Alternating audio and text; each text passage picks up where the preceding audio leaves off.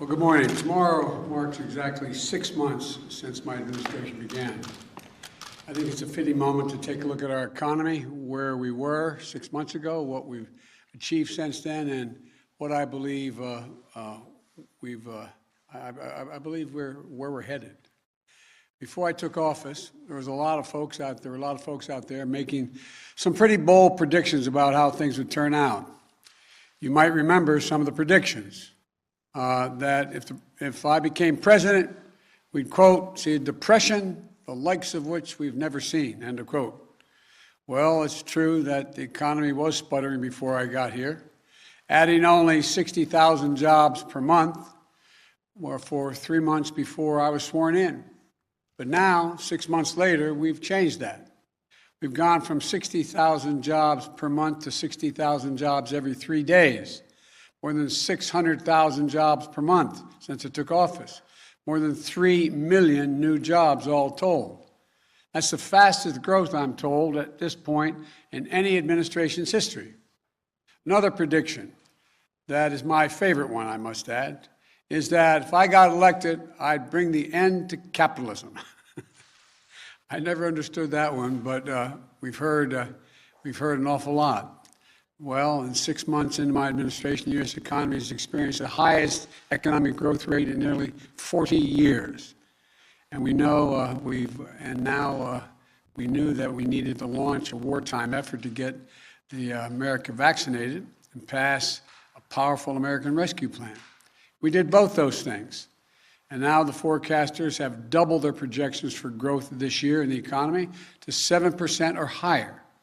In fact, the U.S. is the only developed country in the world where growth projections today are stronger than they were before the pandemic hit. At the same time, companies across the country are giving workers a raise, unusual thing. And the number of new unemployment claims has been cut by more than half since I took office. And by the way, 2 weeks ago, I issued a major executive order promoting fair and open competition, which is the cornerstone of American capitalism. Banning non-compete clauses that suppress workers' wages, lowering the price of things like hearing aids, prescription drugs, internet service, along with dozens of other actions.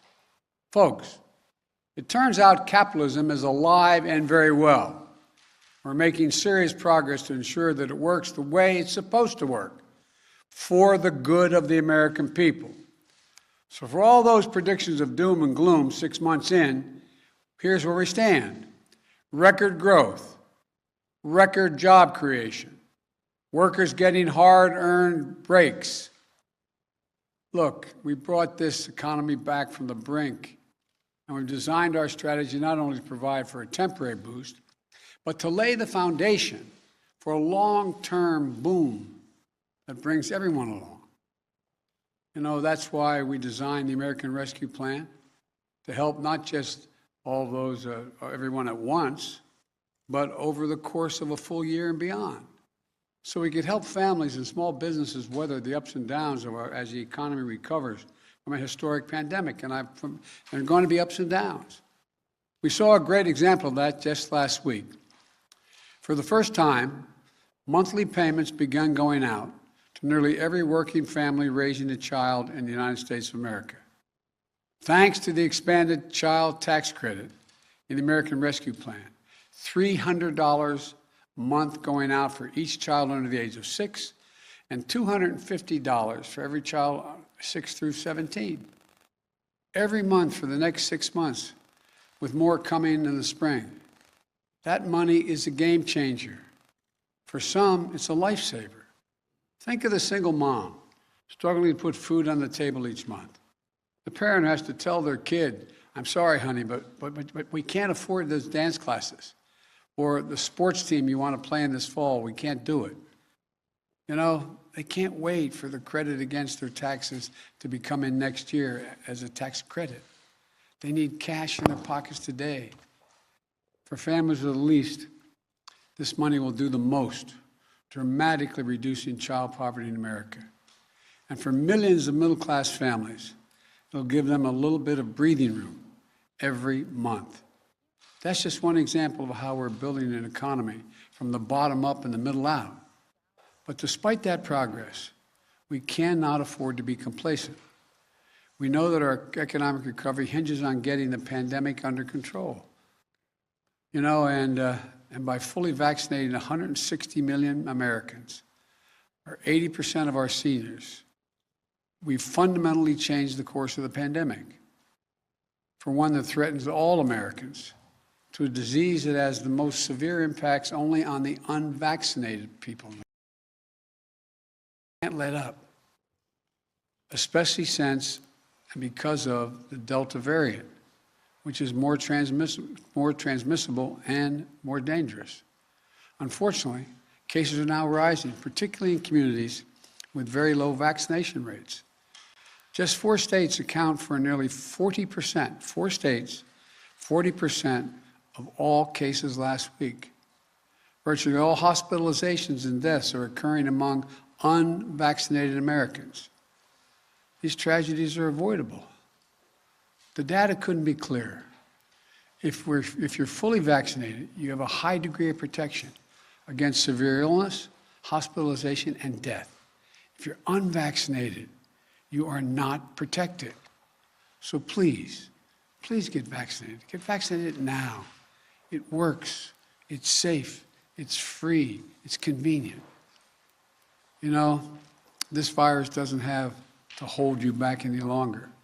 It doesn't have to hold our economy back any longer. But the only way we put it behind us is if more Americans get vaccinated. We also know that as our economy has come roaring back, we've seen some price increases. Some folks have raised worries that this could be a sign of persistent inflation. But that's not our view.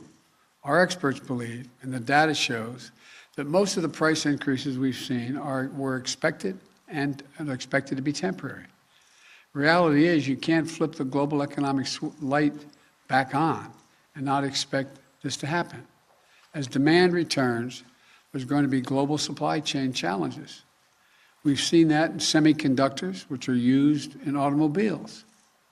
That global shortage has slowed vehicle production, creating a temporary spike in car prices.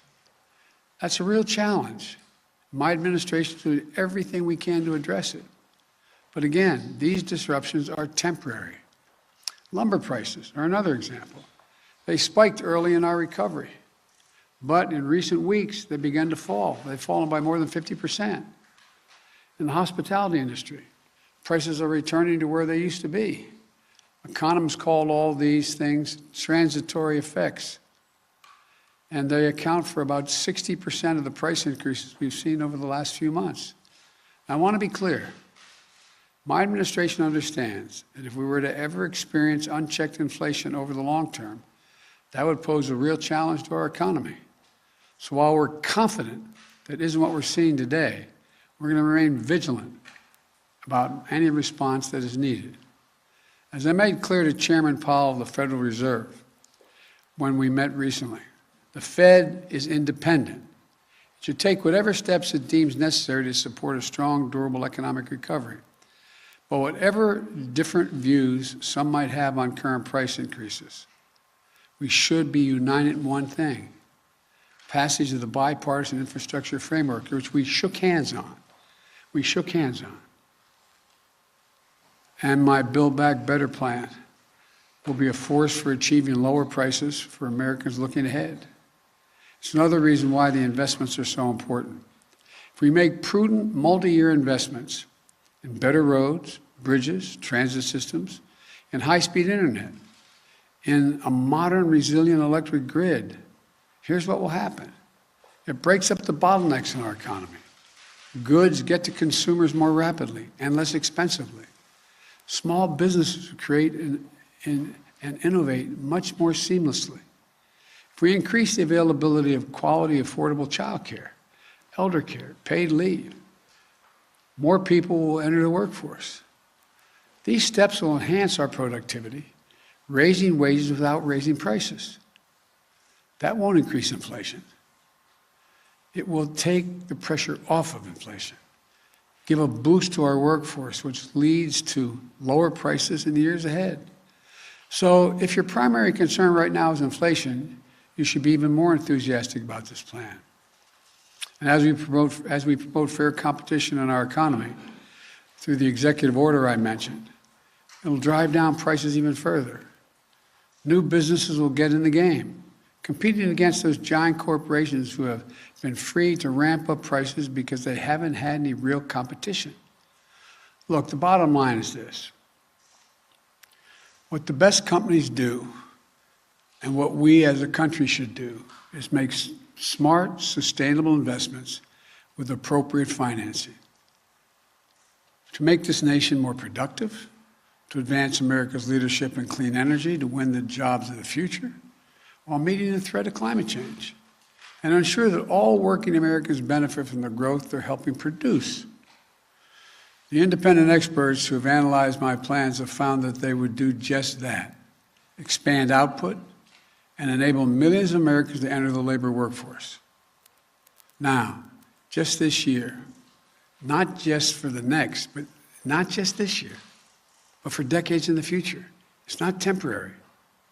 This is the best strategy to create millions of jobs and lift up the middle-class families and grow wages and keep prices affordable for the long term. What we can't do is go back to the same old trickle-down theories that gave us nearly $2 trillion in deficit-financed corporate tax giveaways. It did nothing to make our economy more productive or resilient. The same people who cheered on that approach are now telling us it isn't a problem if big companies have actually to compete for workers and offer them a fair wage with some dignity. I could not disagree more. We can't go back to the old failed thinking. We need to grow the economy from the bottom up and the middle out, as I said before. The investments I'm proposing are investments the American people want and investments that our country needs. And if we get this done, a wide range of independent forecasters project that it will have an incredibly significant impact on GDP and jobs, good-paying jobs with prevailing wages. And a majority of these jobs will go to people without a college degree. I've said it before, and it's true. This is a blue-collar blueprint for building an American economy back. Simply put, we can't afford not to make these investments. And we're going to pay for them responsibly as well, by ensuring that our largest corporations and the very wealthiest among us pay their fair share, by reforming our international tax system with a minimum global tax, which we've led the world to agree to. Let me close with this.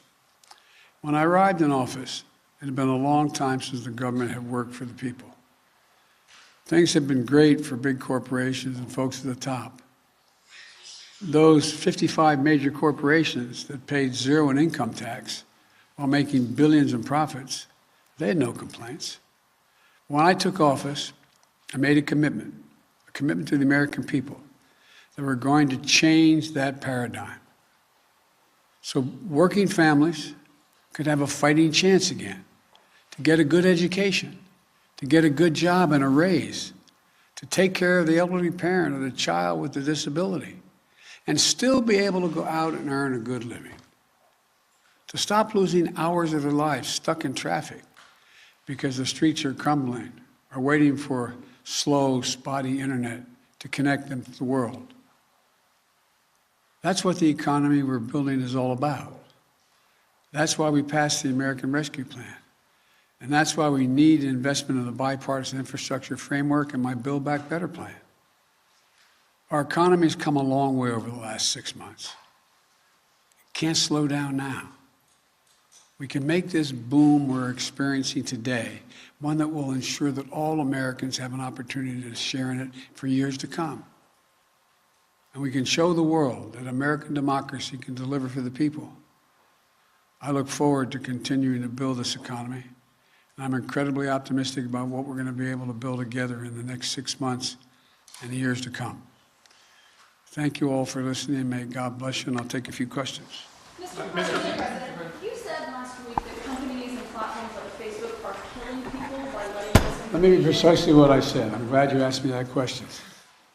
One, I had just read that on the Facebook pointed out that it was pointed out that Facebook of all the misinformation, 60% of the misinformation came from 12 individuals. That's what the article said. So I was asked that question about what do I think is happening. Facebook isn't killing people. These 12 people are out there giving misinformation. Anyone listening to it is getting hurt by it. It's killing people. It's bad information. My hope is that Facebook, instead of taking it personally that somehow I'm saying Facebook is killing people, that they would do something about the misinformation, the outrageous misinformation about the vaccine. That's what I meant. Have they done enough, in your opinion, to stop? I haven't, to be completely honest with you, I don't know if they did anything today. Up to over the weekend, I don't think they had, but I don't know. I don't know the answer to that question. Will you hold them accountable if they don't do more to stop the spread? When you say hold accountable, I just want to, I'm not trying to hold people accountable. I'm trying to make people to look at themselves, look in the mirror. Think about that misinformation going to your son, your daughter, your relative, someone you love. That's what I'm asking, all the way in the back. Thank you, Mr. President. At what point would you consider inflation unchecked to a point at which you would either consider taking action or you would want to see the Fed takes action? And secondly, why do you believe that the budget bill is appropriate legislation for a pathway to citizenship? Well, first of all, I think we need to find pathways to citizenship. The budget bill is an appropriate way to get around the filibuster to be able to make a judgment as to whether or not they should have a pathway. That's for the parliamentarian to decide, though, not for Joe Biden to decide. The first part of the question was? It was on inflation. You mentioned unchecked inflation. There's nobody suggesting there's unchecked inflation on the way. No serious economist. That's totally different. I mean, look, the stock market is higher than it has been in all of history, even when it's down this month. Even down this month. Now, I don't look at the stock market as a means by which to judge the economy like my predecessor did. But he'd be talking to you every day for the last 5 months about how the stock market is so high, higher than any time in history, still higher than any time in history. So that's not how I judge whether or not we have economic growth. Mr. President, on China and cyber hacking. She jumps up before you do. Effectively, your administration is naming and shaming China, but no sanctions. Why, and is that effective enough? They're still determining exactly what happened. The investigation is not finished. Thank you all very much. What is your understanding of the biggest difference between what they've done versus what Russia's done in terms of cyber hacking? That'd take a longer explanation. No, we don't. I have to go see the King of Jordan. Just one quick follow-up on Twitter. Look, to the best of my knowledge, and I'm getting a report tomorrow morning on this, a detailed report, my understanding is that the Chinese government, not unlike the Russian government, is not doing this themselves, but are protecting those who are doing it, and maybe even accommodating them being doing it. That may be the difference. Thank you. President Biden wrapping up there, speaking on the economy as today the Dow plunges as COVID cases rise in this country. As you're looking at the Dow right here live now from Fox, everybody. You're taking a live look right here, almost down 800 points in the red. We'll continue to follow this right here for you on Live Now from Fox, everybody.